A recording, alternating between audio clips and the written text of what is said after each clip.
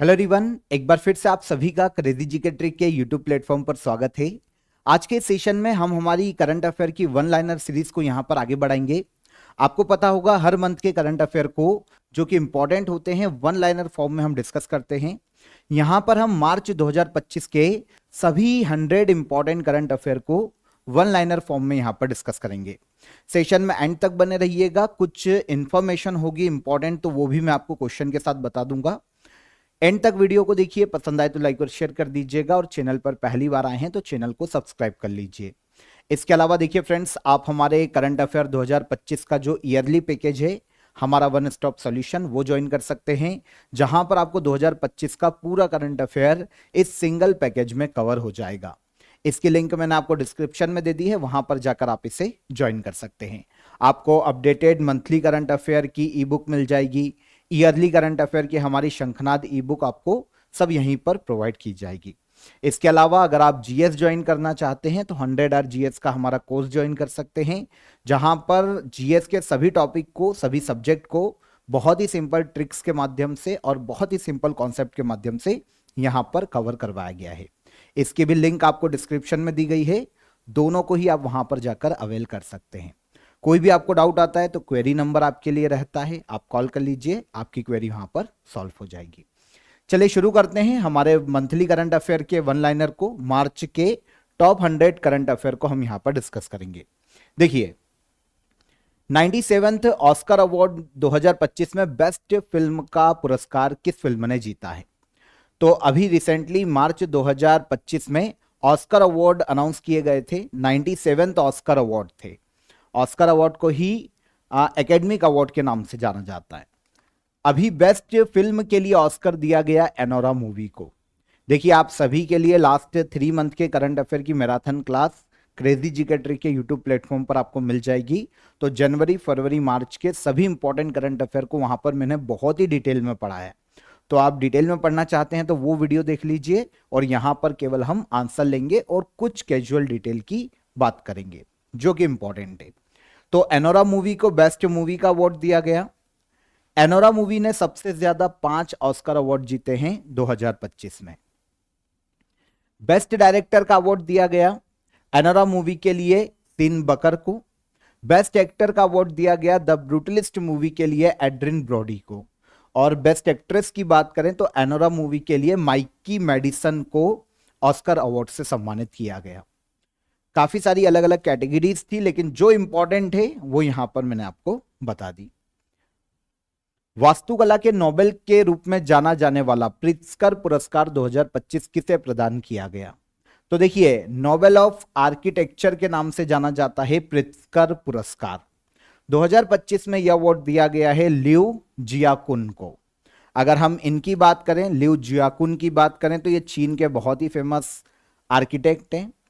इन्होंने 30 से ज्यादा इमारतों की डिजाइन को तैयार किया है चाइना में, इसीलिए इन्हें प्रित्जकर पुरस्कार दिया गया 2025 के लिए। लास्ट ईयर 2024 का प्रित्जकर अवार्ड दिया गया था जापानी आर्किटेक्ट रिकेन यामामोटो को। तो इन्हें याद रखिए 2025 के लिए, और जापानी वास्तुकार रिकेन यामामोटो 2024। किसे बारबाडोस देश द्वारा honorary order of freedom of Barbados पुरस्कार दिया गया है? तो बारबाडोस का ये नागरिक सम्मान है जो कि भारत के पीएम नरेंद्र मोदी को हाल ही में मार्च 2025 में दिया गया। ग्लोबल टेररिज्म इंडेक्स 2025 जो कि अलग अलग देशों में आतंकवाद के प्रभाव को मापता है, इस इंडेक्स में भारत की रैंक क्या रही? मार्च 2025 में ग्लोबल टेररिज्म इंडेक्स को जारी किया गया। किस देश में आतंकवाद कितना ज्यादा है, आतंकवादी घटनाएं कितनी ज्यादा हुई, कितना ज्यादा आतंकवाद का खतरा है ना, इन सभी आधार पर इस इंडेक्स को तैयार किया जाता है। 2025 के इंडेक्स में 163 देशों को शामिल किया गया और इसमें से इंडिया को 14th रैंक पर रखा गया। लास्ट ईयर 2024 के इंडेक्स में भी इंडिया को 14th रैंक पर रखा गया था, और अब 2025 में भी इंडिया को 14th रैंक दी गई है। यहां पर सबसे ज्यादा आतंकवाद प्रभावित देश की बात करें तो पहले नंबर पर है बुर्किना फासो, सेकंड पर आता है पाकिस्तान और तीसरे पर आता है सीरिया। इंडिया की रैंक 163 देशों में 14th।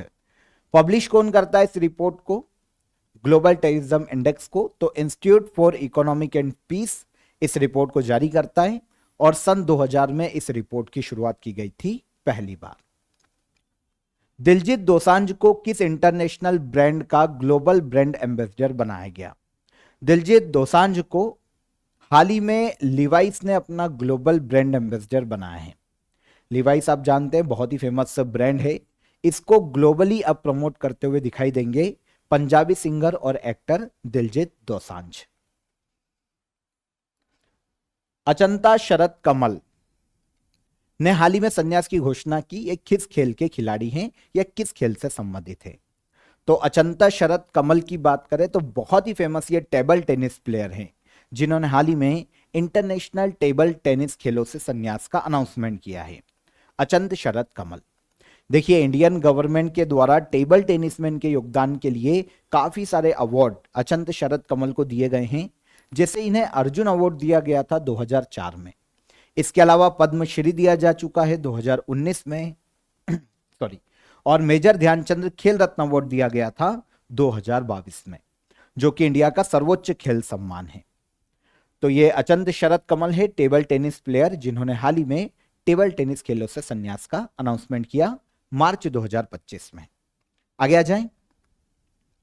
चक्रवाती तूफान गैरेंस किस समुद्र में आया है?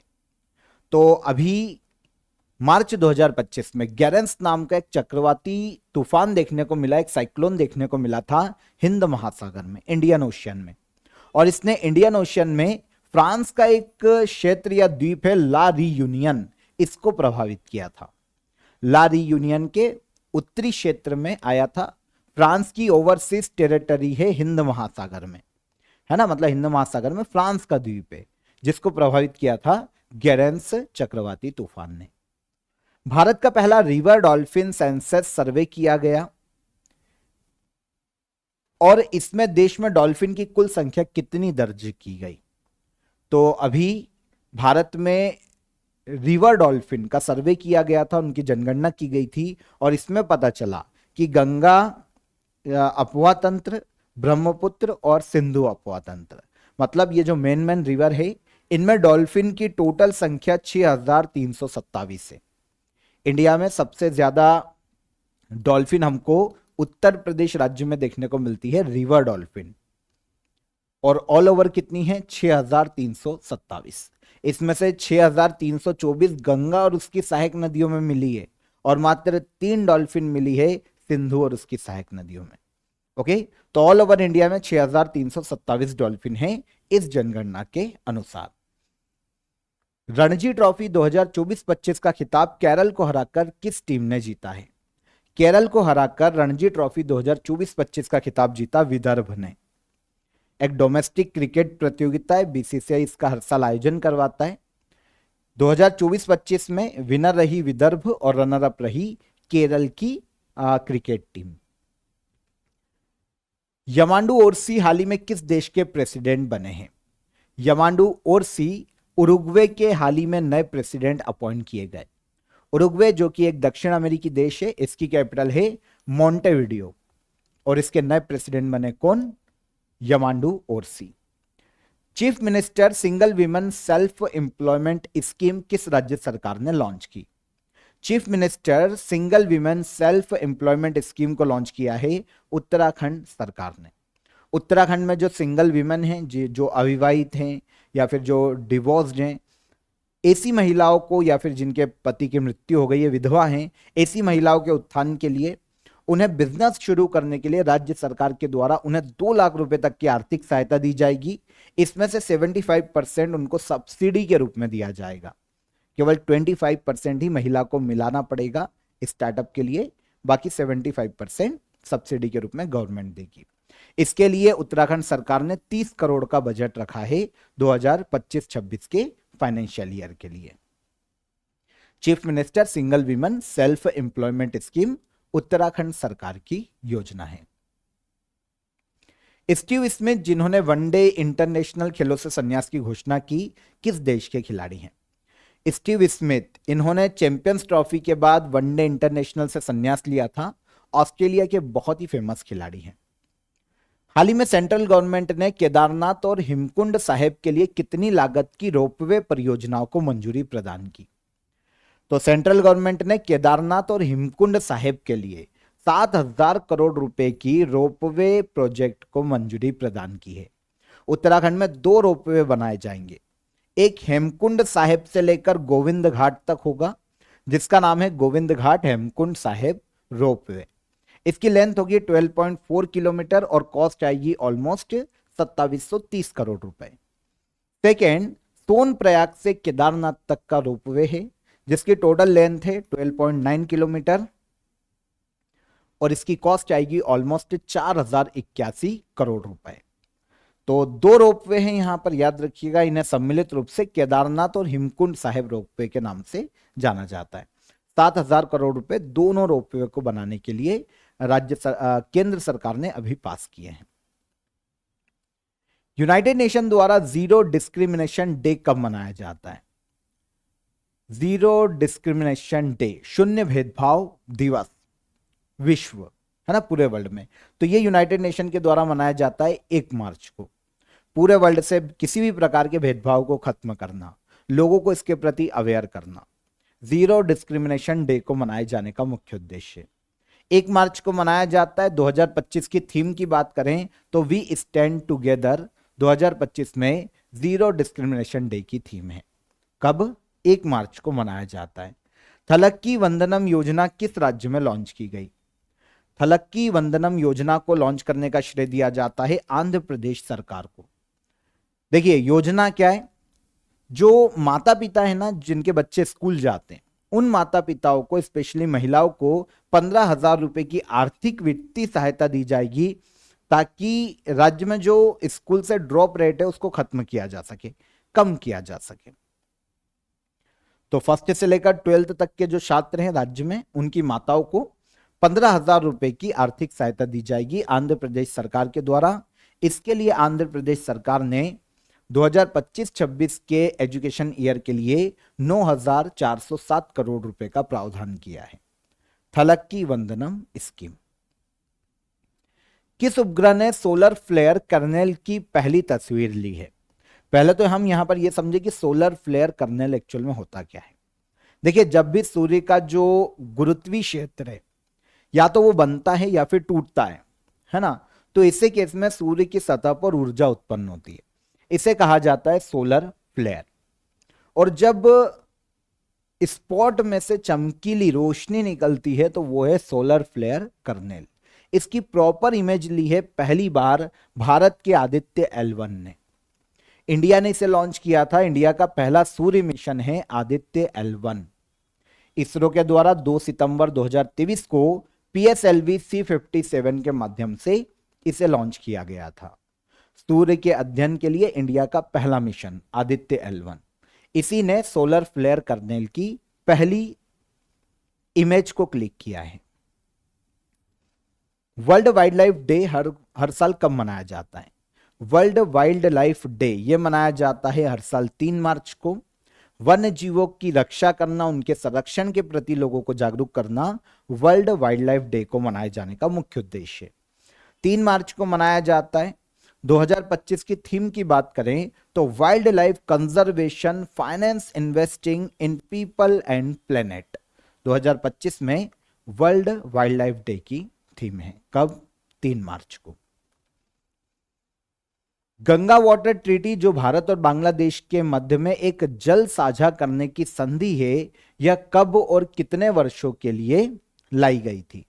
तो गंगा वाटर ट्रीटी की बात करें, है ना, भारत और बांग्लादेश के मध्य में गंगा और उसकी सहायक नदियों के पानी के बंटवारे को लेकर यह लाई गई थी 12 दिसंबर 1996 में, 30 सालों के लिए। अभी सुर्खियों में इसलिए है क्योंकि 2026 में इसके 30 साल पूरे हो रहे हैं। इसीलिए बांग्लादेश का एक डेलीगेशन ग्रुप इंडिया आया था, ताकि इंडिया और बांग्लादेश के मध्य में इसको रिन्यू किया जा सके। जो ट्रीटी थी गंगा वाटर को लेकर, उसे रिन्यू किया जा सके। तो अब बातचीत हो रही है, देखो ये रिन्यू होती है तब हम इसकी बात करेंगे। लेकिन पहली बार जो गंगा वाटर ट्रीटी है इंडिया और बांग्लादेश के मध्य में 12 दिसंबर 1996 में से लागू किया गया था 30 सालों के लिए। हाल ही में थर्ड सबा विमेंस बास्केटबॉल चैंपियनशिप 2025 का खिताब किस देश ने जीता है?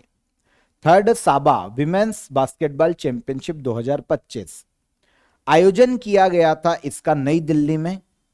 ठीक है, फाइनल में इंडिया ने मालदीव को हराकर यह चैंपियनशिप अपने नाम की। India senior women's basketball team ने थर्ड साबा विमेंस चैंपियनशिप 2025 का खिताब जीता। भारत ने फाइनल में मालदीव को हराया। नई दिल्ली में इसका आयोजन किया गया था और सबसे पहली बार इस विमेन बास्केटबॉल चैंपियनशिप की शुरुआत 2016 में की गई थी। क्रिश्चियन स्टॉकर किस देश के चांसलर बने हैं? क्रिश्चियन स्टॉकर यूरोपीय देश ऑस्ट्रिया के नए चांसलर अपॉइंट किए गए। ऑस्ट्रिया यूरोपीय देश है। 20 से लेकर 27 मार्च 2025 तक खेलो इंडिया पैरा गेम्स के कौन से संस्करण का आयोजन किया गया? तो देखिए, खेलो इंडिया पैरा गेम्स के दूसरे एडिशन का आयोजन हाल ही में किया गया है 20 से लेकर 27 मार्च तक। कौन जीता, मेडल टेली में पहले स्थान पर कौन रहा, इसके बारे में हमको आगे क्वेश्चन में पता चलेगा। अभी हम केवल इतना जान लेते हैं कि खेलो इंडिया पैरा गेम्स का कौन सा एडिशन था। सेकेंड एडिशन, आयोजन 20 से लेकर 27 मार्च तक नई दिल्ली में किया गया। हाल ही में जयपुर में आयोजित आईफा अवार्ड 2025 में किस फिल्म ने सबसे ज्यादा अवार्ड जीते हैं? तो जयपुर राजस्थान में आयोजित आईफा अवार्ड 2025 में सबसे ज्यादा अवार्ड अपने नाम किए लापता लेडीज मूवी ने। लापता लेडीज मूवी ने 10 अवार्ड जीते, सबसे ज्यादा। यह 25वां एडिशन था आईफा अवार्ड का, जयपुर में आयोजित किया गया मार्च 2025 में। बेस्ट मूवी लापता लेडीज ही थी जिसने सबसे ज्यादा अवार्ड जीते। बेस्ट एक्टर मेल की बात करें तो ये कार्तिक आर्यन भूल भुलैया 3 मूवी के लिए। बेस्ट एक्ट्रेस की बात करें तो नितांशी गोयल लापता लेडीज मूवी के लिए, और बेस्ट डायरेक्टर का खिताब भी लापता लेडीज के लिए किरण राव को दिया गया। तो देखिए, बहुत सारी कैटेगरीज थी, लेकिन यहां पर मैराथन में मैंने आपको सारी बताई है, लेकिन यहां पर जो मेन है वो मैंने आपको बता दी। ठीक है, मैराथन का वीडियो आप क्रेजी जीके ट्रिक के यूट्यूब प्लेटफॉर्म पर देख लेना, वहां पर आपके लिए अवेलेबल है। हाल ही में कौन सा नेशनल पार्क इंडिया का 58वां टाइगर रिजर्व बना है? तो इंडिया का ऐसा नेशनल पार्क जो कि इंडिया का 58वां टाइगर रिजर्व घोषित किया गया, यह है माधव नेशनल पार्क। कहां देखने को मिलेगा? तो यह मध्य प्रदेश राज्य में देखने को मिलता है। एमपी के उत्तर में शिवपुरी क्षेत्र में माधव नेशनल पार्क, इंडिया का 58वां टाइगर रिजर्व। आपको पता है इंडिया का जो 57वां टाइगर रिजर्व था वो भी मध्य प्रदेश में ही है। रातापानी टाइगर रिजर्व 57वां टाइगर रिजर्व एमपी में, और माधव नेशनल पार्क 58वां टाइगर रिजर्व एमपी में। खंजर मिलिट्री एक्सरसाइज के कौन से संस्करण का आयोजन किया गया? अच्छा, यहां पर यह भी पता होना चाहिए कि खंजर मिलिट्री एक्सरसाइज का आयोजन किसके मध्य में किया जाता है? तो आयोजन किया जाता है इंडिया और किर्गिस्तान के मध्य में। इंडिया और किर्गिस्तान के मध्य में 12वें एडिशन का आयोजन किया गया खंजर मिलिट्री एक्सरसाइज के। ओके, आयोजन किर्गिस्तान में ही हुआ है। सबसे पहली बार खंजर मिलिट्री एक्सरसाइज की शुरुआत इंडिया और किर्गिस्तान के मध्य में 2011 में की गई थी। तो इंडिया और किर्गिस्तान के मध्य में आयोजित किया जाता है खंजर मिलिट्री एक्सरसाइज, 2025 में 12वां एडिशन है। हाल ही में संपन्न आईसीसी चैंपियंस ट्रॉफी में प्लेयर ऑफ द टूर्नामेंट का पुरस्कार किसे दिया गया? तो देखिए, आपको पता है 2025 में आईसीसी चैंपियंस ट्रॉफी इंडिया ने जीती है फाइनल में न्यूजीलैंड को हराकर, और इंडिया की ये तीसरी आईसीसी चैंपियंस ट्रॉफी है। यहां पर प्लेयर ऑफ द टूर्नामेंट का अवार्ड जीता है रचिंद्र रविंद्र ने। ये न्यूजीलैंड के प्लेयर हैं। तो 19 फरवरी से 9 मार्च 2025 तक पाकिस्तान और दुबई में संयुक्त रूप से आईसीसी चैंपियंस ट्रॉफी आयोजित की गई थी।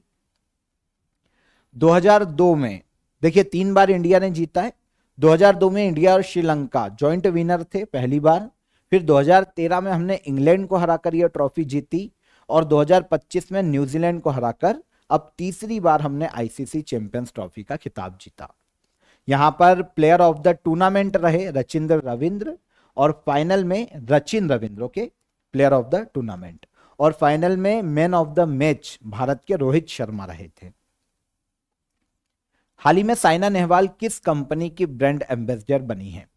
तो badminton player Saina Nehwal France की कंपनी नरिका की ब्रांड एम्बेसडर बनाई गई। साइना नेहवाल हरियाणा से आती है। 2009 में इन्हें अर्जुन अवार्ड से सम्मानित किया जा चुका है। 2009-10 में ही राजीव गांधी खेल रत्न अवार्ड दिया गया था इनको, और 2010 में पद्मश्री से सम्मानित हो चुकी है, और 2016 में पद्म भूषण से इन्हें सम्मानित किया जा चुका है। तो पद्मश्री और पद्म भूषण प्राप्त थे साइना नेहवाल, नारिका कंपनी की ब्रांड एम्बेसडर बनाई गई। भारत और फ्रांस के बीच में वरुण नेवल एक्सरसाइज के कौन से संस्करण का आयोजन किया गया? तो पहला फैक्ट हमको यह पता चलता है कि वरुण नेवल एक्सरसाइज किसके मध्य में आयोजित की जाती है? तो यह आयोजित की जाती है इंडिया और फ्रांस के मध्य में। इस साल 23वें एडिशन का आयोजन किया गया है दोनों के मध्य में, इंडिया के जो समुद्र तटीय क्षेत्र है वहां पर और फ्रांस के समुद्र तटीय क्षेत्रों में, है ना। दोनों के मध्य में वरुण नेवल एक्सरसाइज के 23वें एडिशन का आयोजन 19 से लेकर 22 मार्च 2025 तक किया गया। तो इंडिया और फ्रांस के मध्य में आयोजित की जाती है। स्वतंत्र भारत में पहले सुप्रीम कोर्ट के न्यायाधीश कौन थे जिनके खिलाफ महाभियोग की कार्रवाई शुरू की गई थी? तो स्वतंत्र भारत में सुप्रीम कोर्ट के पहले जज जिनके खिलाफ महाभियोग की कार्रवाई शुरू की गई थी ये थे वी रामास्वामी, जिनका पूरा नाम है वीरास्वामी रामास्वामी, है ना। जस्टिस रहे वी रामास्वामी के नाम से आप यहां पर इन्हें पुकार सकते हैं। अभी सुर्खियों में इसलिए है क्योंकि 96 वर्ष की आयु में वी रामास्वामी का निधन हो गया। देखिए 1989 से लेकर 1994 तक ये सुप्रीम कोर्ट के जज के रूप में काम कर चुके हैं। जब ये सुप्रीम कोर्ट के जज थे तब इनके ऊपर 1991 में इनको हटाने के लिए महाभियोग लाया गया था। भारत की आजादी के बाद पहले जज जिनके खिलाफ महाभियोग लाया गया उनको पद पे से हटाने के लिए। क्यों? क्योंकि सुप्रीम कोर्ट के जज बनने से पहले ये पंजाब हरियाणा हाईकोर्ट के जज रह चुके हैं, मुख्य न्यायाधीश। तब इनके ऊपर भ्रष्टाचार के आरोप थे। तो सुप्रीम कोर्ट के जज जब ये रहे तब इनके खिलाफ इंपीचमेंट लाया गया था इनको हटाने के लिए। अभी 96 वर्ष की आयु में वी रामास्वामी का निधन हो गया मार्च 2025 में। हाल ही में Stockholm international peace research institute मतलब सिपरी की रिपोर्ट के अनुसार भारत विश्व में कौन सा बड़ा हथियार आयातक देश बना है? तो सिपरी की रिपोर्ट के अनुसार भारत पूरे वर्ल्ड में दूसरा सबसे बड़ा आम इंपोर्टर देश है। हथियार आयातक वर्ल्ड का दूसरा सबसे बड़ा कौन? इंडिया। पहले नंबर पर है यूक्रेन। पूरे वर्ल्ड में जितना भी आम इंपोर्ट हुआ है 100% हुआ होगा, उसमें से 8.8% इंपोर्ट किया है यूक्रेन ने, सबसे ज्यादा। दूसरे नंबर पर आता है इंडिया जिसने 8.3% इंपोर्ट किया है पूरे वर्ल्ड में जितना भी हथियारों का आयात हुआ है उसमें। तो यहां पर ये क्लियर हो जाता है, इंडिया दूसरे नंबर पर है हथियार आयातक देशों में, पहले नंबर पर कौन? यूक्रेन। हाल ही में जारी IQ air 2024 world air quality report के अनुसार भारत दुनिया के सबसे प्रदूषित देशों की सूची में किस स्थान पर है? तो IQ एयर 2024 है ना, ये एक रिपोर्ट है, एक लिस्ट है जो कि एक Swiss air quality technology company जारी करती है। इसका नाम ही IQ एयर है ना। इसने 2018 में वर्ल्ड एयर क्वालिटी रिपोर्ट को शुरू किया था और तब से हर साल ये जारी कर रहा है कि भाई एयर क्वालिटी किसकी सबसे अच्छी है, इस आधार पर ये लिस्ट जारी की जाती है। अब यहां पर देखिए सबसे प्रदूषित जो होगा ना वो सबसे ऊपर होगा, पहले नंबर पर, ठीक है। तो इंडिया की अगर हम इस सूची में, देशों की सूची में रैंक देखें तो हम 5वें नंबर पर आते हैं। विश्व का सबसे प्रदूषित देश की बात करें तो ये चार्ट है, पहले नंबर पर अफ्रीकी देश, सेकंड पर बांग्लादेश है और तीसरे पर है पाकिस्तान। हम आते हैं 5वें नंबर पर और इसी की रिपोर्ट के अनुसार वर्ल्ड की सबसे प्रदूषित राजधानी इंडिया की है नई दिल्ली। देशों में इंडिया 5वें नंबर पर है। Indian prime minister Narendra Modi को किस अंतर्राष्ट्रीय पुरस्कार से सम्मानित किया गया? तो एक तो मैं आपको पहले बता चुका हूं, बारबाडोस वाला। इसके अलावा मॉरिशस ने अपने यहां का grand officer of the order of the star and की ऑफ द इंडियन ओशियन, जो कि मॉरिशस का सर्वोच्च सम्मान है, यह मॉरिशस की सरकार ने भारत के पीएम नरेंद्र मोदी को दिया है और भारत के पीएम इस सम्मान से सम्मानित होने वाले पहले इंडियन है। मॉरिशस का सम्मान है, सम्मान का नाम थोड़ा बड़ा है, grand officer of the order of the star and की ऑफ द इंडियन ओशियन। फरवरी 2025 के लिए ICC men's player of the month का खिताब किसने जीता है? तो मार्च मंथ में फरवरी के लिए ICC player of the month के अवार्ड की घोषणा की गई, जिसमें men's player of the month का अवार्ड दिया गया भारत के शुभमन गिल को। वहीं पर अगर हम ICC women's player of the month की बात करें फरवरी 2025 के लिए, तो यह दिया गया एलाना किंग को, जो कि ऑस्ट्रेलिया की फीमेल क्रिकेटर है। ठीक है। खेलो इंडिया विंटर गेम्स 2025 में मेडल टेली में फर्स्ट रैंक किसने प्राप्त की? खेलो इंडिया विंटर गेम्स, इसका आयोजन संयुक्त रूप से लद्दाख और जम्मू कश्मीर में किया गया था, 2 फेज में। तो 5वां एडिशन है इस बार 2025 में, और मेडल टेली में पहले स्थान पर रही इंडियन आर्मी। इंडियन आर्मी ने टोटल 18 मेडल जीते, इसमें से 7 गोल्ड, 5 सिल्वर और 6 ब्रॉन्ज। सेकंड पर है हिमाचल प्रदेश 18 मेडल के साथ, और थर्ड पर है लद्दाख 7 मेडल के साथ। क्वेश्चन हमारा है कि खेलो इंडिया विंटर गेम्स में पहले स्थान पर कौन? तो 5वें एडिशन 2025 में पहले स्थान पर इंडियन आर्मी की टीम रही है। आयोजन कहां पर? जम्मू कश्मीर और लद्दाख। हाल ही में कांगेर वैली नेशनल पार्क को यूनेस्को की टेंटेटिव वर्ल्ड हेरिटेज लिस्ट में शामिल किया गया। यह किस राज्य में स्थित है? Kanger valley national park Bharat के छत्तीसगढ़ राज्य में स्थित है।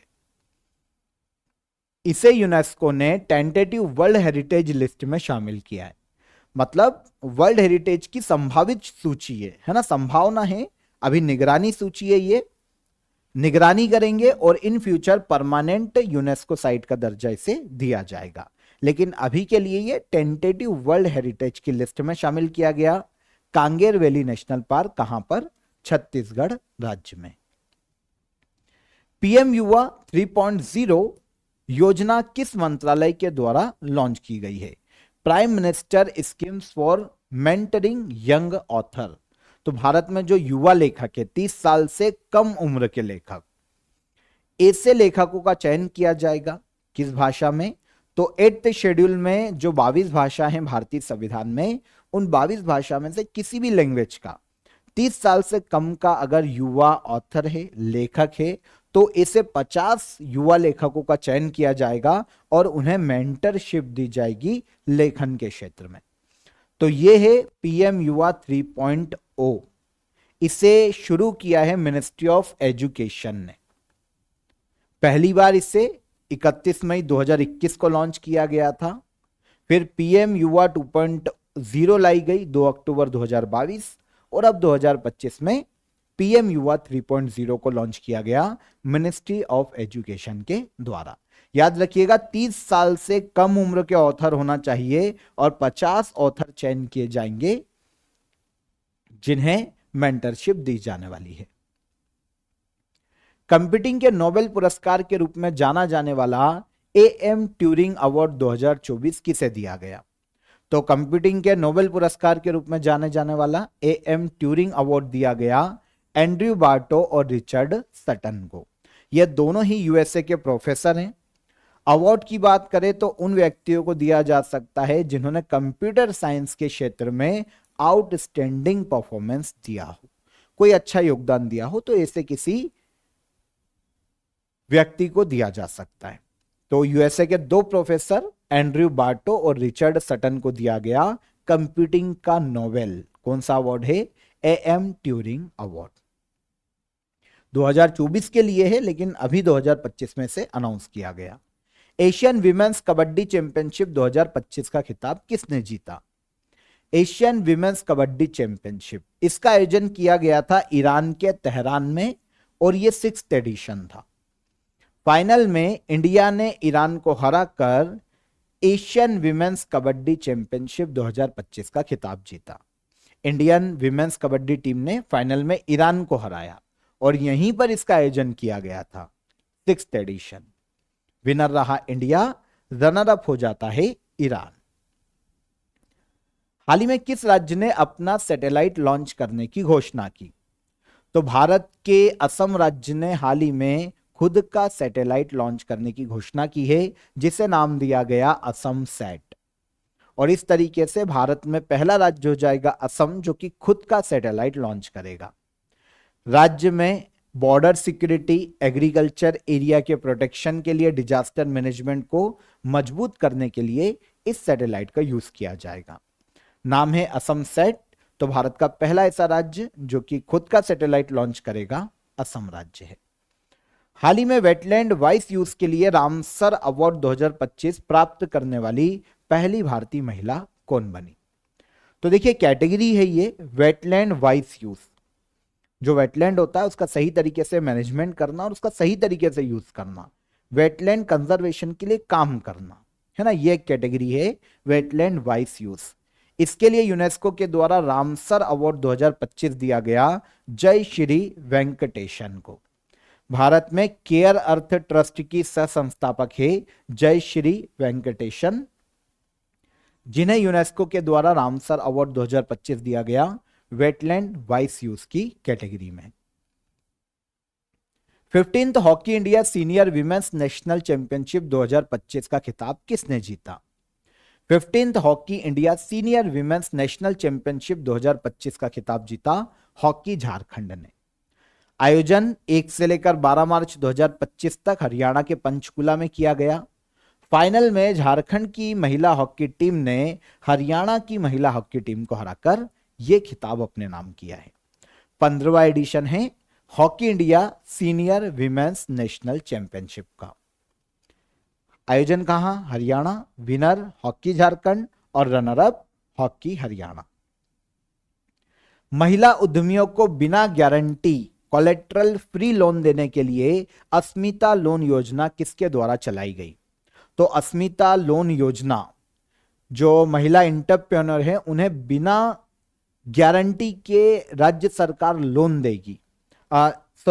लोन देगी एसबीआई, राज्य सरकार की नहीं है, सॉरी, एसबीआई की स्कीम है ना। भारत में जो एंटरप्रेन्योर है, स्मॉल मीडियम और माइक्रो इंटरप्राइजेस की जो महिलाएं हैं जो ऐसा स्टार्टअप शुरू करना चाहती है, उन्हें बिना गारंटी के लोन दिया जाएगा एसबीआई के द्वारा। तो नाम दिया गया है अस्मिता लोन स्कीम, एसबीआई की स्कीम है। भारत के किस हवाई अड्डे ने प्रतिष्ठित एयरपोर्ट सर्विस क्वालिटी अवार्ड 2024 जीता? तो 2025 में भारत के इंदिरा गांधी इंटरनेशनल एयरपोर्ट जो कि दिल्ली में है, भारत का सबसे बड़ा एयरपोर्ट है, इसे जो एक कैटेगरी होती है इसमें एशिया पैसिफिक में 40 मिलियन पैसेंजर वाला बेस्ट एयरपोर्ट कैटेगरी, इसमें ASQ एयरपोर्ट एक्सपीरियंस अवार्ड 2024 दिया गया इंदिरा गांधी इंटरनेशनल एयरपोर्ट दिल्ली को। चागोस आइलैंड से संबंधित विवाद किन दो देशों के बीच में है? अगर हम चागोस आइलैंड की बात करें तो इससे संबंधित विवाद हमको देखने को मिलता है मॉरिशस और यूनाइटेड किंगडम के मध्य में। अभी यह सुर्खियों में इसलिए था क्योंकि इस आइलैंड के विवाद को लेकर इंडिया ने मॉरिशस के फेवर में बात की है कि भाई ये मॉरिशस को मिलना चाहिए। आपको पता है ये जो चागोस आइलैंड है ये इंडियन ओशियन में, कभी ये मॉरिशस का ही था, लेकिन जब ब्रिटेन ने मॉरिशस पर शासन किया था तब चागोस द्वीप भी ब्रिटेन के पास था। अब मॉरिशस आजाद हो गया ब्रिटेन से, लेकिन ब्रिटेन का चागोस द्वीप पर शासन बना रहा और आज भी चागोस द्वीप ब्रिटेन या यूनाइटेड किंगडम के अंडर में ही है। लेकिन अब इंडिया ने मॉरिशस का फेवर किया है इस द्वीप के विवाद को लेकर। तो इंडियन ओशियन में देखने को मिलता है चागोस द्वीप।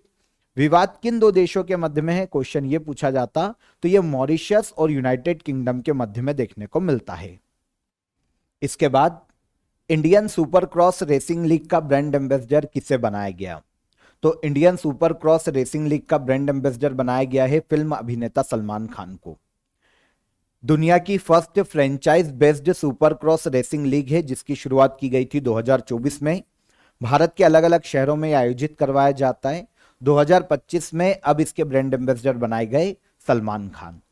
देखिए 2025 में जो पहला खो खो वर्ल्ड कप हुआ है इंडिया में, उसके ब्रांड एम्बेसडर भी सलमान खान ही थे। भारत में स्टार लिंक के जरिए इंटरनेट सेवा उपलब्ध करवाने के लिए स्पेस एक्स ने किस कंपनी के साथ समझौता किया है? तो स्टारलिंक जो कि एक इंटरनेट सर्विस है स्पेस एक्स की, जो कि एलन मस्क की कंपनी है, इसने इंडिया में स्टारलिंक के माध्यम से इंटरनेट सर्विस देने के लिए समझौता किया है भारत में एयरटेल और जियो दोनों कंपनियों के साथ। वैज्ञानिकों ने हाल ही में 128 नए मून्स की खोज की, जिससे इस ग्रह के चंद्रमाओं की कुल संख्या 274 हो गई और यह अब सौरमंडल में सबसे ज्यादा चंद्रमाओं या फिर उपग्रह वाला ग्रह है। कौन सा है ये? तो ये हो जाएगा सैटर्न, मतलब शनि। हाल ही में वैज्ञानिकों ने शनि के 128 नए चंद्रमा की खोज की है। अब इसके बाद चंद्रमा सबसे ज्यादा मून्स जिस ग्रह के हो जाएंगे ये कौन है? सैटर्न या शनि। और सेकंड नंबर पर आता है बृहस्पति, मतलब जुपिटर, जिसके सैटर्न के बाद सबसे ज्यादा मून है। वर्ल्ड हैप्पीनेस रिपोर्ट 2025 में भारत की रैंक क्या है? वर्ल्ड हैप्पीनेस रिपोर्ट पूरे वर्ल्ड में हैप्पीनेस को अलग अलग डायमेंशंस के आधार पर नापता है। फॉर एग्जांपल किसी भी देश में हेल्थ सिस्टम कितना अच्छा है, एजुकेशन कितनी अच्छी है, लोगों की जो प्रति व्यक्ति आय है वो कितनी ज्यादा है, लोग कितने ज्यादा खुश हैं ऑल ओवर, इस आधार पर वर्ल्ड हैप्पीनेस रिपोर्ट को निकाला जाता है United nation sustainable development solution के द्वारा। तो वर्ल्ड हैप्पीनेस रिपोर्ट 2025 में इंडिया को 118वीं रैंक पर रखा गया है। 118 रैंक दी गई है। पहले 2024 में जब इंडेक्स आया था तब इंडिया को 126 रैंक पर रखा गया था। मतलब कहीं ना कहीं इंडिया में हैप्पीनेस बढ़ी है, यह बताती है 2025 की रिपोर्ट। इस इंडेक्स में 147 देशों को कैलकुलेट किया गया, काउंट किया गया, और इस रैंक में सबसे पहले नंबर पर आता है यूरोप का देश फिनलैंड, सेकंड पर आता है डेनमार्क और तीसरे नंबर पर रखा जाता है आइसलैंड को। इंडिया की रैंक 147 देशों में वर्ल्ड हैप्पीनेस रिपोर्ट में 118 है वर्तमान में। कितनी रैंक का सुधार हुआ यह भी याद रखिएगा, तो ये 8 रैंक का सुधार हुआ है, क्योंकि पिछली बार हमारी रैंक थी 126 जो हो गई है सुधर कर 118। हाल ही में इंटरनेशनल ओलंपिक कमेटी की पहली महिला और अफ्रीकी अध्यक्ष किसे नियुक्त किया गया? इंटरनेशनल ओलंपिक कमेटी की पहली महिला और अफ्रीकी अध्यक्ष बनाई गई क्रिस्टी कोवेंट्री। अफ्रीकी देश जिम्बाब्वे से आती है, जिम्बाब्वे देश की नागरिक है और जिम्बाब्वे से ओलंपिक स्विमर भी रही है। कौन? क्रिस्टी कोवेंट्री, जो कि इंटरनेशनल ओलंपिक कमेटी की पहली महिला और अफ्रीकी अध्यक्ष नियुक्त की गई। हाल ही में स्नीकर ब्रांड स्केचर्स ने अपना ब्रांड एम्बेसडर किसे बनाया है? तो जूतों का एक ब्रांड है स्केचर, जिसने हाल ही में अपना ब्रांड एम्बेसडर बनाया है जसप्रीत बुमराह को, इंडियन फास्ट बॉलर है। आपको पता है 2024 के लिए जसप्रीत बुमराह को प्लेयर ऑफ द ईयर का अवार्ड दिया है आईसीसी ने। तो जसप्रीत बुमराह को स्केचर ने अपना ब्रांड एम्बेसडर नियुक्त किया 2025 में। बोंगो सागर 2025 नेवल एक्सरसाइज किन देशों के बीच में आयोजित की जाती है? तो बोंगो सागर नेवल एक्सरसाइज है जिसका आयोजन किया जाता है इंडिया और बांग्लादेश के मध्य में। अभी बे ऑफ बंगाल में इसका आयोजन किया गया 2025 में। इंडिया और बांग्लादेश के मध्य में बोंगो सागर नेवल एक्सरसाइज का आयोजन किया जाता है। सबसे पहली बार इसकी शुरुआत, पहला संस्करण हुआ था 2019 में।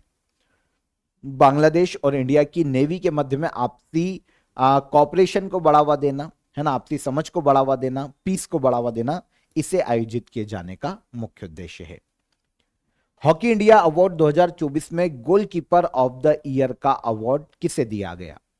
तो हॉकी इंडिया ने 2024 के परफॉर्मेंस के आधार पर 2024 के अवार्ड घोषित किए मार्च मंथ में। इसमें अगर हम गोलकीपर ऑफ द ईयर की बात करें तो यह अवार्ड दिया गया सविता पुनिया को। यहां पर मेन अवार्ड मैं आपको बता देता हूं। एक आपसे player of the year women पूछा जाएगा, तो यह दिया जाता है बलबीर सिंह सीनियर अवार्ड के नाम से, है ना, player of the year women. तो यह भी सविता पुनिया को दिया गया, और इसके अलावा गोलकीपर ऑफ द ईयर का अवार्ड भी सविता पुनिया को ही दिया गया है हॉकी इंडिया के द्वारा। अब यहां पर player of the year main की बात करते हैं हॉकी में, तो ये है हरमनप्रीत सिंह जो कि इंडियन हॉकी टीम के कप्तान हैं। ये जो प्लेयर ऑफ द ईयर के अवार्ड है ना, ये बलबीर सिंह सीनियर अवार्ड के नाम से ही दिए जाते हैं। ओके, तो 3 पता चल गया। इसके अलावा hockey India major Dhyanchand life time achievement award, life time achievement category में, तो ये दिया गया 1975 में, जो हमारी वर्ल्ड कप विनिंग टीम थी हॉकी में। अभी तक हमने हॉकी का एक ही वर्ल्ड कप जीता है 1975 में, और इसे दिया गया hockey India major Dhyanchand life time achievement award hockey India के द्वारा। क्वेश्चन हमारा गोलकीपर ऑफ द ईयर से है, तो ये कौन? सविता पुनिया। ये भी क्वेश्चन आ सकता है कि सविता पुनिया किस खेल से संबंधित इंडियन प्लेयर है, तो हॉकी के प्लेयर है, याद रखिएगा। विमेंस प्रीमियर लीग 2025 का खिताब किस टीम ने जीता है? 2025 में विमेंस प्रीमियर लीग का खिताब अपने नाम किया है मुंबई इंडियंस ने। इन्होंने फाइनल में दिल्ली कैपिटल को हराया। आपको पता है ये तीसरा एडिशन था 2025 में, और तीसरे एडिशन में मुंबई इंडियन विनर रही और रनर अप रही दिल्ली कैपिटल। 3 सेशन में से 3 जो सीजन हुए हैं, 2023 में शुरुआत की गई थी, तीनों ही सीजन में रनर अप दिल्ली कैपिटल ही रहा है। पहले सीजन को 2023 में मुंबई इंडियन ने जीता था पहली बार, दूसरे सीजन को 2024 में जीता था आरसीबी ने, रॉयल चैलेंजर बेंगलोर ने, और तीसरा सीजन अब वापस जीता है किसने? मुंबई इंडियन ने। तो दूसरा टाइटल है ये मुंबई इंडियन का। तो प्लेयर ऑफ द सीरीज की बात करें विमेंस प्रीमियर लीग 2025 में, तो ये नेट साइबर ब्रंट रही मुंबई इंडियन की प्लेयर हैं। स्टुअर्ट यंग किस देश के नए पीएम बने हैं? मार्च 2025 में स्टुअर्ट यंग त्रिनिदाद और टोबैको देश के नए पीएम के रूप में अपॉइंट किए गए। एक कैरिबियाई देश है ये, कैरिबियन कंट्री में वेनेजुएला के उत्तर में देखने को मिलता है। इसके नए पीएम बने स्टुअर्ट यंग, और इसके प्रेसिडेंट के पद पर वर्तमान में क्रिस्टिन कार्ला कंगालू देखने को मिलते हैं। आपको पता है क्रिस्टिन कार्ला कंगालू जो हमारे यहाँ पर प्रवासी भारतीय दिवस कॉन्फ्रेंस हुई थी 2025 में भुवनेश्वर ओडिशा में जनवरी मंथ में, उस वक्त चीफ गेस्ट यही थे, क्रिस्टिन कार्ला कंगालू चीफ गेस्ट थी, ठीक है ना। तो ये प्रेसिडेंट है, और त्रिनिदाद और टोबैको के पीएम कौन? Stuart young. Asian film award 2025 में बेस्ट फिल्म का पुरस्कार किसे दिया गया? एशियन फिल्म अवार्ड 2025 में बेस्ट फिल्म का अवार्ड दिया गया है all we imagine as light को। एशियन फिल्म अवार्ड 2025 का आयोजन हांगकांग में किया गया, 18th एडिशन था इस बार। All we imagine as light एक इंडियन मूवी है जिसके डायरेक्टर है पायल कपाड़िया। तो इस मूवी को बेस्ट फिल्म का अवार्ड दिया गया है एशियन फिल्म फेस्टिवल 2025 में। हाल ही में कौन सा रेलवे स्टेशन पूरी तरह से फीमेल एम्प्लॉयज द्वारा संचालित होने वाला स्टेशन बना है, और यह किस राज्य में स्थित है? पूरी तरीके से ऐसा रेलवे स्टेशन जो कि फीमेल एम्प्लॉयज के द्वारा संचालित किया जा रहा है ना, जहां पर सभी फीमेल है, स्टाफ पूरा। यह है बेगमपेट रेलवे स्टेशन जो कि देखने को मिलता है भारत के तेलंगाना राज्य में। संयुक्त राष्ट्र द्वारा घोषित वर्ल्ड डे फॉर ग्लेशियर हर वर्ष कब मनाया जाता है? तो वर्ल्ड डे फॉर ग्लेशियर है ना, अंतर्राष्ट्रीय हिमनद दिवस, ये 2025 में पहली बार ही मनाया गया, और इसे मनाया जाता है 21 मार्च को। 2025 में पहली बार मनाया गया है, और इसकी थीम रखी गई है ग्लेशियर प्रिजर्वेशन। आपको पता है यूनाइटेड नेशन जनरल असेंबली ने 2025 को international year of glacier conservation के रूप में घोषित किया है 2025 को, और इसी साल से पहला वर्ल्ड डे फॉर ग्लेशियर 21 मार्च को शुरू किया गया। नामीबिया की फर्स्ट फीमेल प्रेसिडेंट के रूप में किसे चुना गया? नामीबिया की फर्स्ट फीमेल प्रेसिडेंट बनाई गई है नेटुम्बो नंदी नदेत्वा, है ना। नामीबिया की 5वीं प्रेसिडेंट है, और नामीबिया की प्रेसिडेंट बनने वाली पहली फीमेल कौन? नेटुम्बो नंदी नदेत्वा। नामीबिया एक अफ्रीकी देश है, अफ्रीका में स्थित है। डिजिटल ट्रांसफॉर्मेशन अवार्ड 2025 किसने जीता? 2025 में डिजिटल ट्रांसफॉर्मेशन अवार्ड दिया गया रिजर्व बैंक ऑफ इंडिया को। यह award central banking London UK के द्वारा हर साल दिया जाता है। किसी भी ऐसी बैंक को जिसने ट्रांसफॉर्म किया हो, है ना, अपने यहाँ पर डिजिटलाइजेशन को बढ़ावा दिया हो, अपने वर्क कल्चर में डिजिटलाइजेशन को एक्सेप्ट किया हो, और अपनी जो वर्क फोर्स है उसके लिए भी डिजिटलाइजेशन को यूज किया हो, या फिर ऐसी कोई स्कीम निकाली हो जो कि कहीं ना कहीं डिजिटलाइजेशन को बढ़ावा देती है।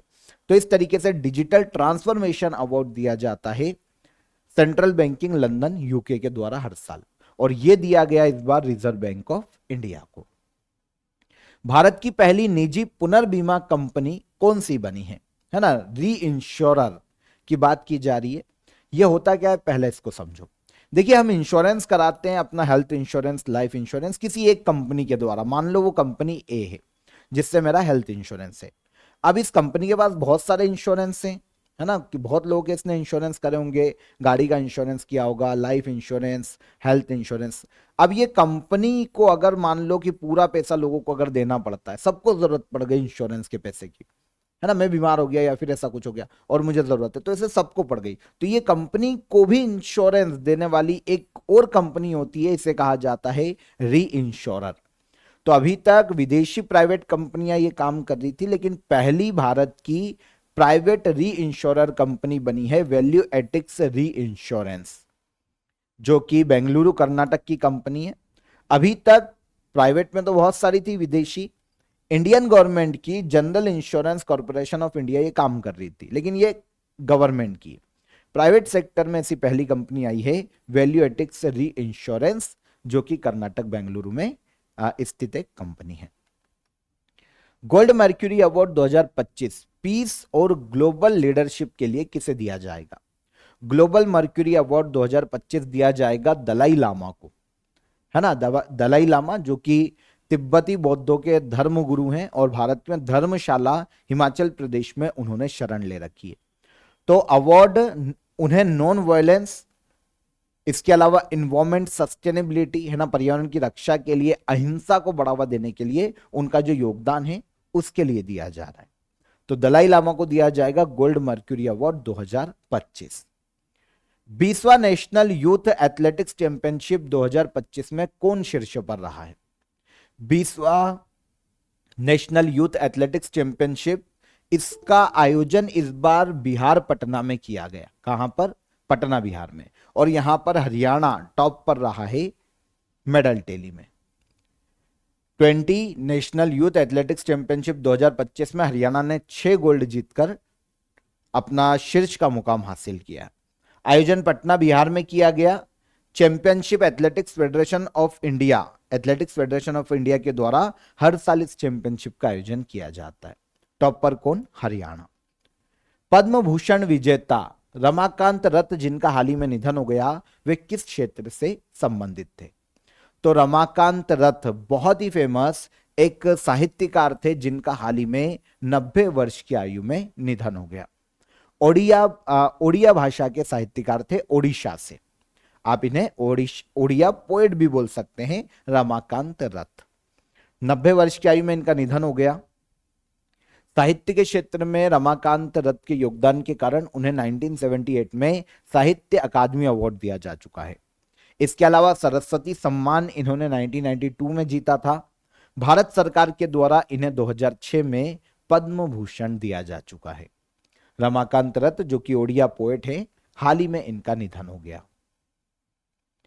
किसे केंद्रीय खेल मंत्री मनसुख मांडविया द्वारा फिट इंडिया आइकॉन बनाया गया है? भारत में 2025 में फिट इंडिया आइकॉन बनाया गया आयुष्मान खुराना को। भारत में देखिए डेली लाइफ में फिटनेस को बढ़ावा देने के लिए, है ना, और योग को बढ़ावा देने के लिए फिट इंडिया मूवमेंट की शुरुआत की गई थी केंद्र सरकार के द्वारा 29 अगस्त 2019 को। वैसे इसके काफी सारे समय समय पर आइकॉन बनाए जा चुके हैं। फिट इंडिया आइकॉन समय समय पर विद्युत जामवाल और अलग अलग लोग रहे, लेकिन 2025 में आइकॉन बने हैं आयुष्मान खुराना, फिल्म अभिनेता। अट्टुकल पोंगल फेस्टिवल भारत के किस राज्य में मनाया जाता है? देखिए, केवल पोंगल पूछता तो तमिलनाडु में मनाया जाता, लेकिन अट्टुकल पोंगल की बात करें तो यह मनाया जाता है केरला में। होली के बाद 10 दिन तक यह प्रोग्राम चलता है अट्टुकल भगवती टेम्पल में, जो कि तिरुवनंतपुरम में स्थित है। एक कल्चरल फेस्टिवल के रूप में अट्टुकल पोंगल फेस्टिवल केरल राज्य में मनाया जाता है भारत में। नगोर्नो कराबाख रीजन को लेकर किन दो देशों के बीच में विवाद था? नगोर्नो कराबाख रीजन, इसको लेकर विवाद था आर्मेनिया और अजरबैजान के मध्य में। 40 साल से यह विवाद चल रहा था एक पर्टिकुलर क्षेत्र को लेकर दोनों देशों के मध्य में, जिनको हाल ही में इन्होंने अभी ट्रीटी के माध्यम से यहां पर पीस स्थापित किया है और दोनों के मध्य में क्षेत्र के बंटवारे को लेकर एक सहमति बनी है, जिसके कारण मार्च में नगोर्नो कराबाख रीजन सुर्खियों में था। आर्मेनिया और अजरबैजान के मध्य में यह विवाद देखने को मिलता है, आर्मेनिया और अजरबैजान। बियॉन्ड स्क्रीन पहल जो डिजिटल निर्भरता को कम करने के उद्देश्य से शुरू की गई है, किस राज्य सरकार द्वारा लॉन्च की गई? तो यह स्कीम है कर्नाटक सरकार की। कर्नाटक ने इसे 2025 मार्च में लॉन्च किया। उद्देश्य यह है कि ऐसे जितने भी लोग हैं कर्नाटक के जो कि डिजिटल चीजों पर ज्यादा डिपेंड रहते हैं, ज्यादा टाइम स्पेंड करते हैं, स्पेशली जो गेमिंग कंपनियों के वर्कर होते हैं, वो दिन भर कंप्यूटर या लैपटॉप पर समय बिता रहे हैं, तो उनमें डिजिटल निर्भरता को कम करने के लिए, उन्हें इसके लिए अवेयर करने के लिए बियॉन्ड स्क्रीन इनिशिएटिव को शुरू किया है कर्नाटका सरकार ने। इसके लिए वर्कशॉप लगाई जाएगी और उन्हें ट्रेन किया जाएगा कि वो कैसे अपने इस एडिक्शन से दूरी बना सकते हैं, इसके बारे में उन्हें सिखाया जाएगा। बियॉन्ड स्क्रीन इनिशिएटिव है कर्नाटका का। पिछड़े वर्ग के युवाओं को फाइनेंशियल हेल्प देने के लिए राजीव युवा विकासम स्कीम किस राज्य में लाई गई है? तो राजीव युवा विकासम स्कीम, इसे लॉन्च किया है तेलंगाना सरकार ने। उद्देश्य है कि राज्य में जो SC, ST, OBC माइनॉरिटीज है, उनमें जो भी बेरोजगार युवा हैं, उन्हें फाइनेंशियल हेल्प प्रदान की जाएगी इस स्कीम के माध्यम से। राज्य सरकार ने, तेलंगाना सरकार ने इसके लिए 6000 करोड़ का बजट रखा है। इसके तहत 3 लाख तक का असिस्टेंस दिया जाएगा, आर्थिक सहायता दी जाएगी, जिससे वे अपना स्टार्टअप शुरू कर पाएंगे, जो भी बेरोजगार युवा हैं माइनॉरिटीज के या फिर बैकवर्ड क्लासेस के, उनको। तो स्कीम का नाम है राजीव युवा विकासम स्कीम। तेलंगाना सरकार ने मार्च 2025 में इसे लॉन्च किया। साइन लैंग्वेज में विधानसभा का प्रसारण करने वाला भारत का पहला राज्य कौन बना? साइन लैंग्वेज में विधानसभा का प्रसारण करने वाला भारत का पहला राज्य बना है पंजाब। पंजाब। अभी तक क्या होता था कि केवल जो इंडियन कॉन्स्टिट्यूशन के 8th शेड्यूल में जो लैंग्वेज है उनमें ही प्रसारण किया जाता था, लेकिन अब ऐसे लोग जो कि सुन नहीं सकते, बोल नहीं सकते, उनके लिए साइन लैंग्वेज में यह प्रसारण किया गया पंजाब के द्वारा, पंजाब विधानसभा के द्वारा। भारत के हाईएस्ट जो सर्वोच्च साहित्यिक सम्मान है कौन सा, ये समझना, ज्ञानपीठ अवार्ड है ना। अभी 59 ज्ञानपीठ अवार्ड की घोषणा की गई है। 59 ज्ञानपीठ अवार्ड के लिए किसे चुना गया? तो 59वां ज्ञानपीठ अवार्ड दिया जाएगा विनोद कुमार शुक्ल को। यह भारत के छत्तीसगढ़ राज्य से आते हैं और हिंदी के बहुत ही फेमस कवि और साहित्यकार हैं, है ना। हिंदी भाषा में दिया जाने वाला 12वां साहित्य ज्ञानपीठ अवार्ड होगा, जो कि हिंदी भाषा के लिए दिया जा रहा है। 12वें ऐसे साहित्यकार होंगे हिंदी भाषा के जिन्हें ज्ञानपीठ अवार्ड दिया जाएगा। विनोद कुमार शुक्ल हिंदी के साहित्यकार छत्तीसगढ़ राज्य से आते हैं। ये छत्तीसगढ़ के पहले साहित्यकार हैं जिनको ज्ञानपीठ अवार्ड मिल रहा है। सबसे पहली बार ज्ञानपीठ अवार्ड 1965 में मलयालम कवि को दिया गया था, जी शंकर कुरुप को। और लास्ट ईयर जो 58th ज्ञानपीठ अवार्ड था वो उर्दू के कवि और पोएट गुलजार को दिया गया। और संस्कृत के स्कॉलर हैं जगत गुरु रामभद्राचार्य जी, संस्कृत विद्वान, इन दोनों को दिया गया था 58वां ज्ञानपीठ अवार्ड। और अब 59वां दिया गया विनोद कुमार शुक्ल को, दिया जाएगा, अनाउंस किया गया है। इंग्लैंड में आयोजित कबड्डी वर्ल्ड कप 2025 में मेंस और विमेंस दोनों कैटेगरी का विजेता कौन रहा? तो पहली चीज तो ये कि कबड्डी वर्ल्ड कप 2025 आयोजित कहां हुआ? इंग्लैंड में।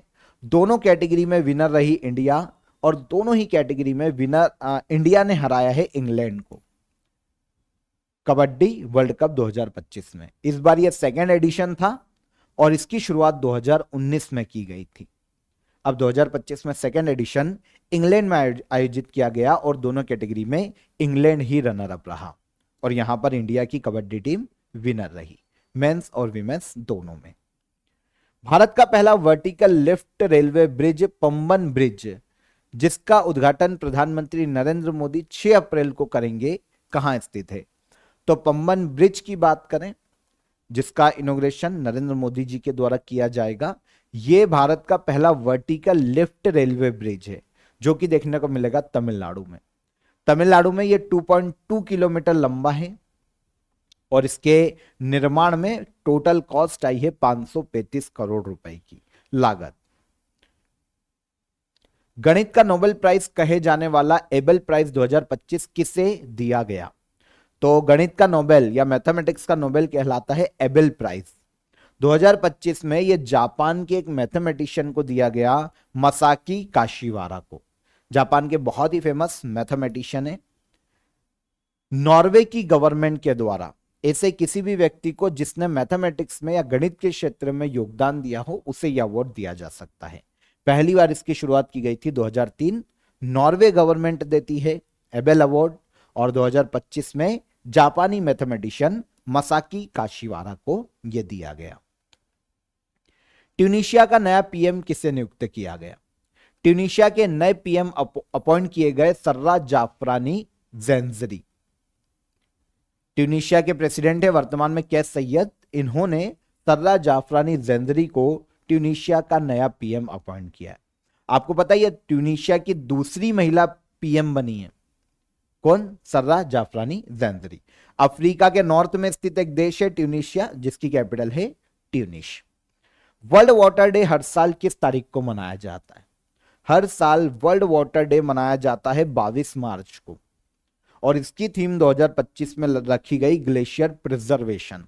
आपको पता है, जो वर्ल्ड ग्लेशियर डे अभी हमने पढ़ा था, विश्व हिमनद दिवस, उसकी भी थीम यही थी 21 मार्च को, और 22 मार्च को अगले दिन जो वर्ल्ड वाटर डे है, उसकी थीम भी सेम है, ग्लेशियर प्रिजर्वेशन। खेलो इंडिया पैरा गेम्स 2025 की मेडल टैली में शीर्ष स्थान पर कौन रहा? खेलो इंडिया पैरा गेम्स 2025 आयोजन हुआ है नई दिल्ली में, है ना। इस बार ये जो आयोजन हुआ सेकेंड एडिशन है, ध्यान रखना, खेलो इंडिया पैरा गेम्स का। यहां पर आयोजन नई दिल्ली में 20 से 27 मार्च तक किया गया, और इसका मैस्कॉट बनाया गया था उज्ज्वला को, जो कि स्पैरो पक्षी से प्रेरित है। अब खेलो इंडिया पैरा गेम्स 2025 में मेडल टैली में पहले स्थान पर रहा हरियाणा, जिसने टोटल 104 मेडल जीते, 34 गोल्ड, 39 सिल्वर और 31 ब्रॉन्ज, है ना। 104 मेडल, हरियाणा पहले नंबर पर। सेकंड पर है तमिलनाडु 74 मेडल, और थर्ड पर है यूपी 64 मेडल। ओके, तो हमसे पदक तालिका में शीर्ष पूछा गया, हरियाणा रहा। हाल ही में जारी आंकड़ों के अनुसार 2004 में टी एक्सपोर्टर कंट्री में भारत किस स्थान पर रहा? तो अभी एक डेटा रिलीज किया गया था, इसमें बताया गया कि टी एक्सपोर्टर कंट्री में भारत वर्तमान में दूसरे स्थान पर है 2024 में। पहले स्थान पर रहा केन्या। आपको पता है, केन्या ने 2024 में 500 मिलियन किलोग्राम टी एक्सपोर्ट की है वर्ल्ड के अलग अलग देशों में, और हमने 254 मिलियन किलोग्राम टी एक्सपोर्ट की 2024 में। आपको पता है, वैसे हम उगाते बहुत ज्यादा है, लेकिन हम कंज्यूम बहुत करते हैं, हम चाय बहुत पीते हैं इंडिया में, तो हमारे लिए एक्सपोर्ट की क्वांटिटी बहुत कम होती है, लेकिन फिर भी हम सेकेंड नंबर पर रहे टी एक्सपोर्टर कंट्रीज में केन्या के बाद। पहले सेकेंड नंबर पर श्रीलंका था, अब हमने श्रीलंका को पछाड़ा है और हम आ गए हैं दूसरे स्थान पर। चर्चा में रहा किलाउआ वोल्केनो किस देश में स्थित है? किलाउआ वोल्केनो देखने को मिलता है हवाई द्वीप पर, यूएसए में, जिसमें हाल ही में विस्फोट हुआ और किलाउआ ज्वालामुखी सुर्खियों में रहा। विश्व के सबसे सक्रिय ज्वालामुखियों में गिना जाता है किलाउआ वोल्केनो को। हवाई आइलैंड यूएसए में स्थित है। हुरून ग्लोबल रिच लिस्ट 2025 में शीर्ष 10 सबसे अमीर महिलाओं की सूची में शामिल होने वाली पहली भारतीय महिला कौन बनी? तो हुरून ग्लोबल रिच लिस्ट 2025 में वर्ल्ड की सबसे अमीर महिलाओं में शामिल होने वाली टॉप 10 में एकमात्र महिला है, एक इंडियन एकमात्र महिला है, रोशनी नादर। ये टॉप 10 में से 5वें स्थान पर रही हुरून ग्लोबल रिच लिस्ट में। ये HCL टेक्नोलॉजी की फाउंडर और चेयरमैन के पद पर है। अब यहां पर बात आती है सबसे अमीर महिला कौन? तो इस लिस्ट में एलिस वॉल्टन यूएसए की सबसे अमीर महिला है। सेकंड नंबर पर आती है इस लिस्ट में इनके बाद फ्रैंकोइस बेटनकोट मेयर, और थर्ड पर आती है Julia coach and family USA की। सेकंड नंबर की फ्रांस की महिला है और तीसरे पर यूएसए। तो ये टॉप 3 है। हमसे पहले नंबर पे पूछ लिया जाए तो आप याद रख लेना एलिस वॉल्टन यूएसए की, और भारत की रोशनी नादर इस लिस्ट में 5वें नंबर पर है। ठीक है, तो हुरून ग्लोबल रिच लिस्ट 2025 में शामिल होने वाली पहली भारतीय महिला, HCL टेक्नोलॉजी की फाउंडर और चेयरपर्सन रोशनी नादर। 72 मिस वर्ल्ड ब्यूटी प्रतियोगिता का आयोजन भारत के किस राज्य में किया जाएगा? तो 72वां मिस वर्ल्ड है ना कंपटीशन आयोजित किया जाएगा भारत के तेलंगाना राज्य में। यह आयोजित होगा मई मंथ में, 7 मई से 31 मई तक। आपको पता है जो 71वां मिस वर्ल्ड कंपटीशन था ना, वो 2024 में महाराष्ट्र के मुंबई में आयोजित किया गया था 2024 में, और अब 2025 में भी इंडिया में आयोजित किया जा रहा है तेलंगाना में। Winner last year 71th miss world रही थी क्रिस्टिना प्रित्स्कोवा, जो कि चेक रिपब्लिक से आती है। चेक रिपब्लिक की क्रिस्टिना प्रित्स्कोवा विनर है, 71th मिस वर्ल्ड है। और अब 72 मिस वर्ल्ड प्रतियोगिता तेलंगाना में आयोजित की जाएगी। The disaster management amendment bill 2024 को राज्यसभा में पास किया गया था। यह किस एक्ट को संशोधित करेगा? The disaster management amendment bill 2024 ये संशोधित करेगा डिजास्टर मैनेजमेंट एक्ट 2005 को, जिसे हाल ही में राज्यसभा में पास किया गया। भारत के न्यू फाइनेंस सेक्रेटरी के रूप में किसे नियुक्त किया गया? भारत के न्यू फाइनेंस सेक्रेटरी नियुक्त किए गए हैं अजय सेठ, फाइनेंस सेक्रेटरी है ना। फाइनेंस सेक्रेटरी की बात करें तो फाइनेंस मिनिस्ट्री में जो काम होते हैं ना, वर्किंग हेड के रूप में काम करते हैं फाइनेंस सेक्रेटरी। तो अजय सेठ बने हैं। इनके पहले तुहिन कांत पांडे थे। तुहिन कांत पांडे यहां से हटे और इनको सेबी का 11वां अध्यक्ष अपॉइंट किया गया है माधवीपुरी बुच के बाद। आगे मिलेंगे ये भी। तो वर्तमान में तुहिन कांत पांडे चले गए सेबी के अध्यक्ष के रूप में, वो भी इंपॉर्टेंट क्वेश्चन है। और फाइनेंस सेक्रेटरी कौन बने? अजय सेठ। वर्ल्ड थिएटर डे हर साल कब मनाया जाता है? हर साल वर्ल्ड थिएटर डे मनाया जाता है 27 मार्च को। Theatre and a culture of peace 2025 में वर्ल्ड थिएटर डे की थीम है। 26 मार्च को कौन सा देश अपना इंडिपेंडेंस डे मनाता है? 26 मार्च को अपना इंडिपेंडेंस डे मनाता है बांग्लादेश। 26 मार्च को।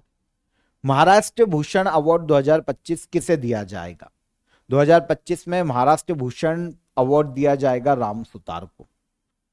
यह महाराष्ट्र की सरकार के द्वारा दिया जाता है। राम सुतार बहुत ही फेमस एक वास्तुकार हैं, जिन्होंने जो स्टैच्यू ऑफ यूनिटी है उसकी जो डिजाइन है राम सुतार ने ही तैयार की है। राम सुतार को 1999 में पद्मश्री दिया जा चुका है और 2016 में पद्म भूषण से सम्मानित किया जा चुका है। अब इन्हें महाराष्ट्र भूषण अवार्ड 2025 दिया जाएगा। गोआईबीबो ने किसे अपना ब्रांड एम्बेसडर अपॉइंट किया? गोआईबीबो एक टिकट बुकिंग सर्विस है ना, जैसे रेड बस काम करता है वैसे गोआईबीबो भी काम करता है।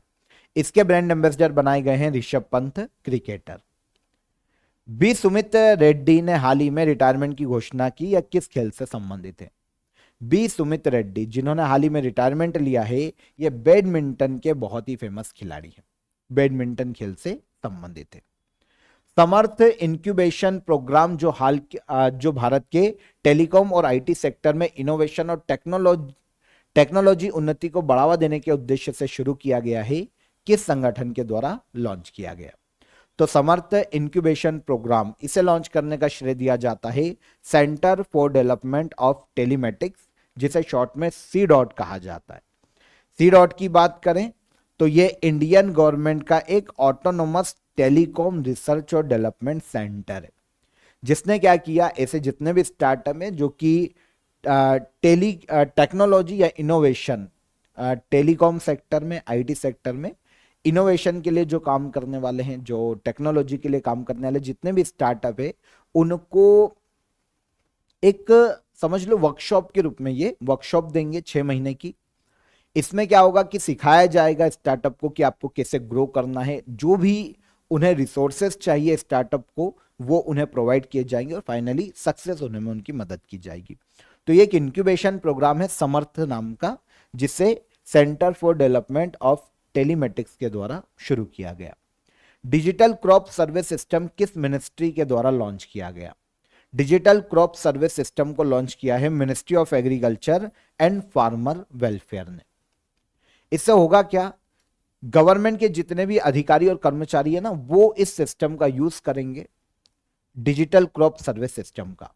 भारत में जो बुआई क्षेत्र है ना खेतों में, उनका सर्वे किया जाएगा और देखा जाएगा कि सटीक डेटा देखा जाएगा कि कितने क्षेत्रों में क्या क्या बोआ गया है।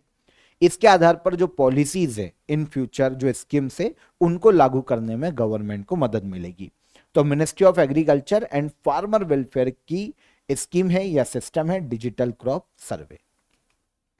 भारत की पहली नाइट सफारी का आयोजन कहां पर किया जाएगा? तो बायोडायवर्सिटी को बढ़ावा देने के लिए भारत की पहली नाइट सफारी लखनऊ में शुरू की जाएगी, उत्तर प्रदेश में। Kukrail night safari and adventure park इसका नाम रखा गया है और 1500 करोड़ की लागत से यह लखनऊ में बनाया जाएगा। रात में घूमकर आप जो जंगल के जीव हैं, जंगली जीव, उनको देख पाएंगे, जैसा अभी तक ये दिन में किया जाता था। तो ये पहली नाइट सफारी है लखनऊ में। टाटा मोटर ने अपना ब्रांड एम्बेसडर के रूप में किसे नियुक्त किया है? टाटा मोटर्स ने अपना ब्रांड एम्बेसडर बनाया है विक्की कौशल को, फिल्म अभिनेता।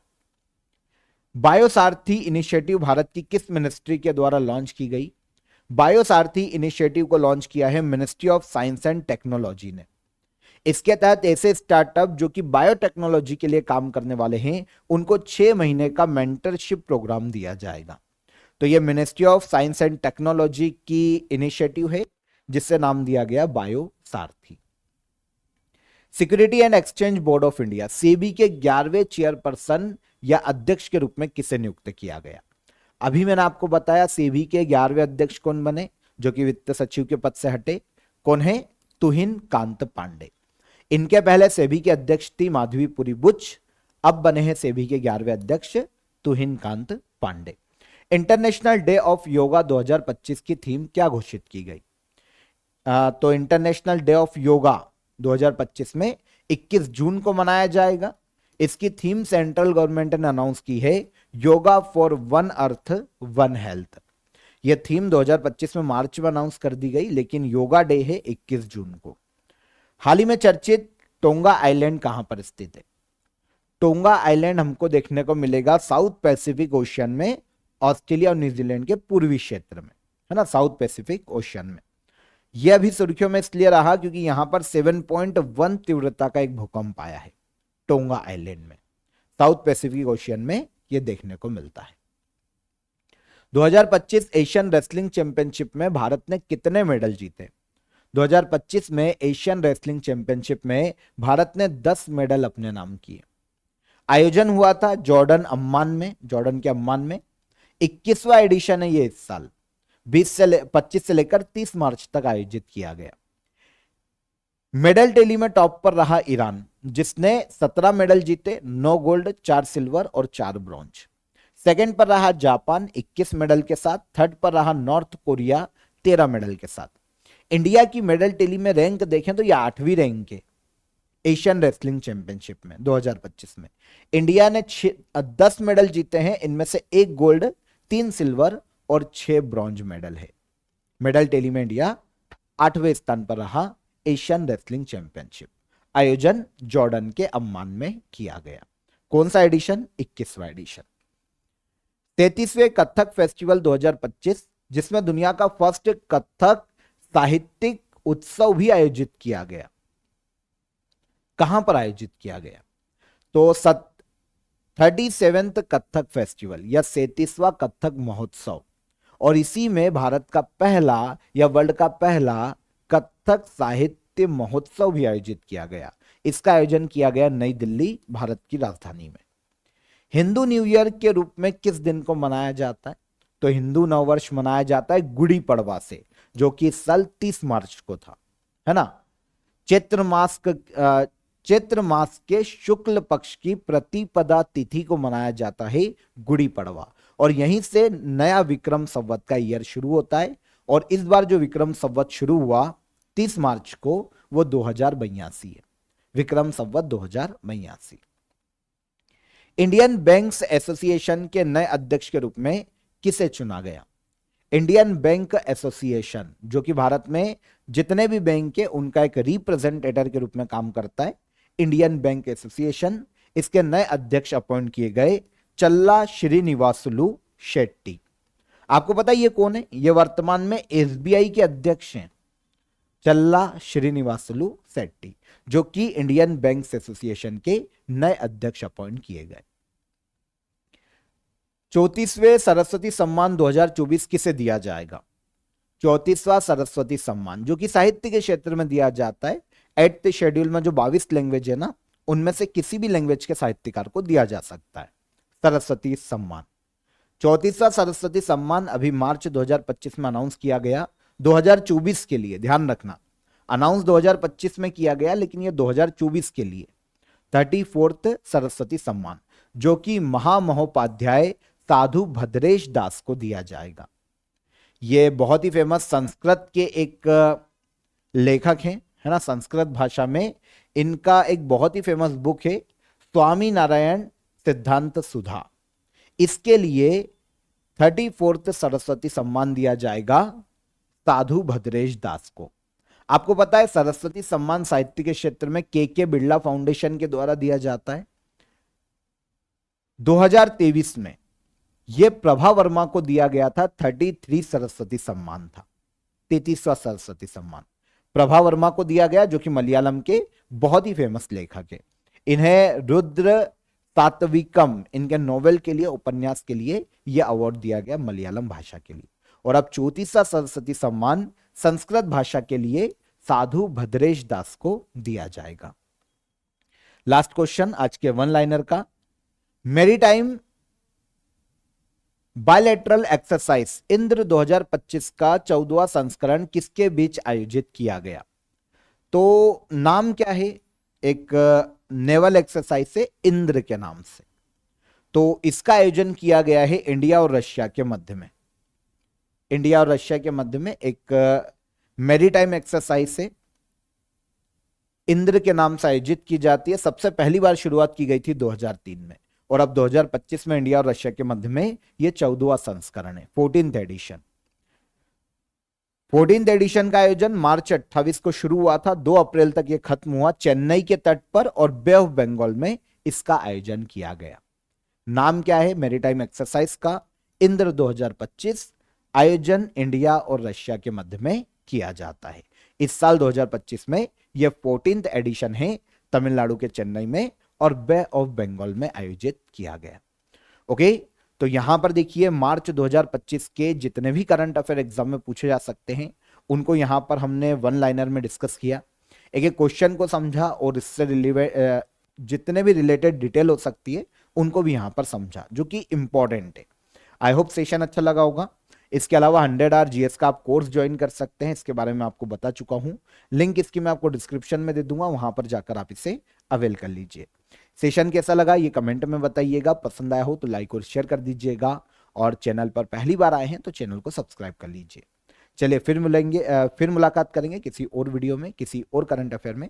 तब तक अपना ख्याल रखिए। जय हिंद, जय भारत।